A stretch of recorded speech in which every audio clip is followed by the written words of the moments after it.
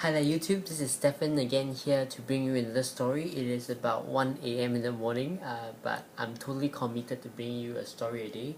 In fact, today I searched for this story because I heard about it, and it's such an amazing and inspirational story about determination, about passion, about vision, about doing whatever it takes to succeed, about commitment, about love, that I really have to share this with you. This is a true story of a few people, or about a few people. In fact, about a family, the Roebling family. That's spelled Roebling, just in case you want to search it up. There's this man. His name is John Augustus Roebling, and he was a famous man, by the way, in America. And he was responsible for a lot of amazing things. He was responsible for building aqueducts, many aqueducts. What are aqueducts? Aqueducts are they call it the bridges of water, which means they channel water. Aqua as in water, and ducts as in channels, or you know uh, ducts which means in Latin to lead. Yeah, aqueducts, and he's responsible for developing a lot of the engineering parts of the aqueducts, the materials and all that. And he was also responsible for building bridges, many bridges. Example is the Nigeria bridge over the Nigeria River, connecting New York to the Great Western Railway of Canada, and and also the suspension bridge in Pittsburgh, and the bridge over Ohio River, later named John A. Roebling Bridge, suspension bridge. And in 1867, in the year 1867, Roebling John had an idea, and the idea and the vision was to build a build a bridge across the river, the East River, that was going to span from New York, uh, over the East River to Long Island, right? New York, Manhattan, and Brooklyn. And so he started to talk about it and started designing this great bridge that he was gonna build. And at that time, a lot of people, a lot of building experts and engineers all over the world think it was absurd and think it was impossible, to build such a bridge, because it has never been done before, and they think that it could not be done. From the engineering perspective, it was really quite impossible. So they were all telling him no, but he believed deep down in his heart that this bridge could one day be built.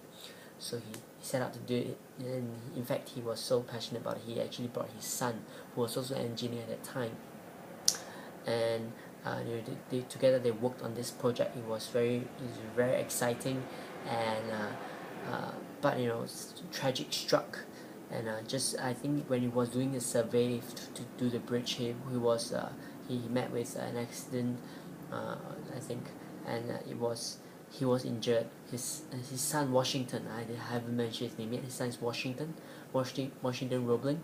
Um, you know, he was injured really badly and had to go for amputation later on. And then after that, in 1869, he finally died. And and Washington was the next best person to become the chief engineer. He started the project as an assistant engineer, but the chief engineer post was really quickly transferred to him after the accident.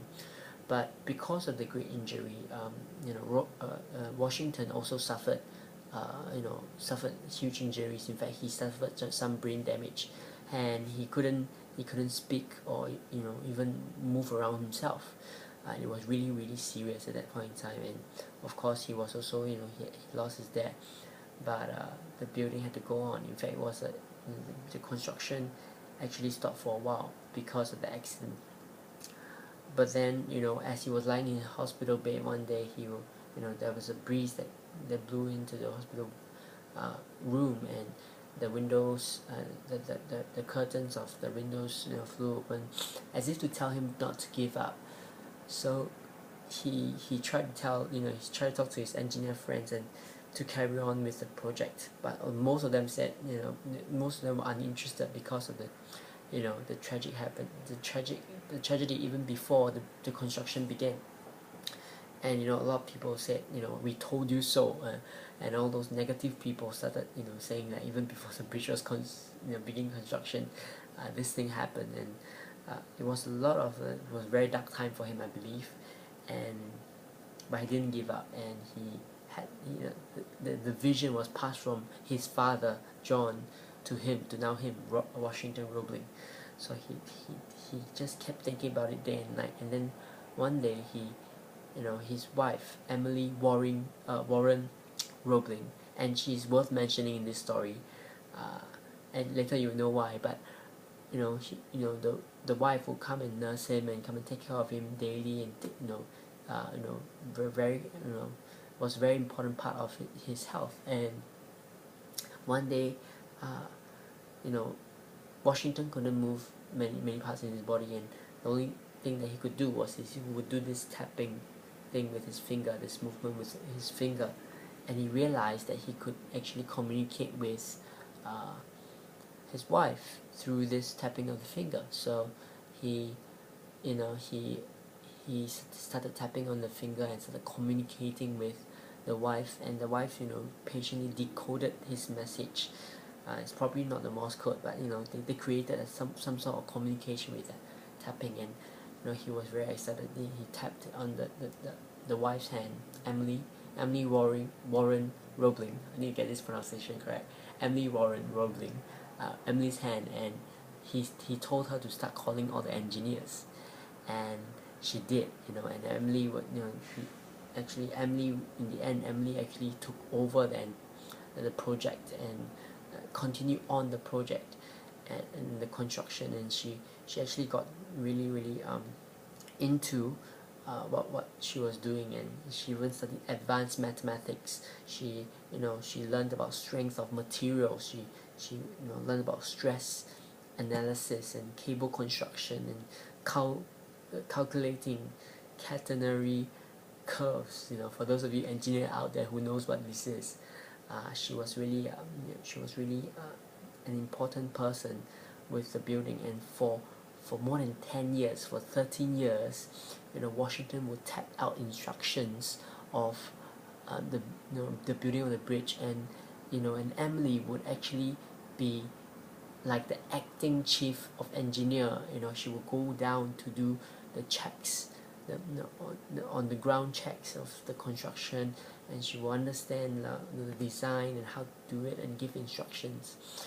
And then in 1882, something serious happened. They realized that Roebling was in the hospital, in bed, and bedridden, and a lot of people said, how can he still be the chief engineer who had to do a lot of the supervision work, while Emily was doing all of that.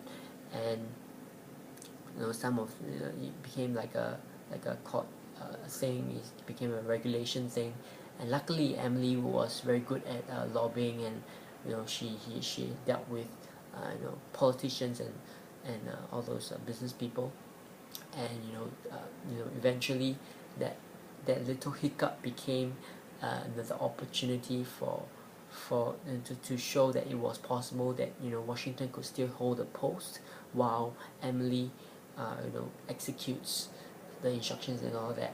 And finally in 1883, this bridge, right, this Brooklyn Bridge, today it's called the Brooklyn Bridge, was built.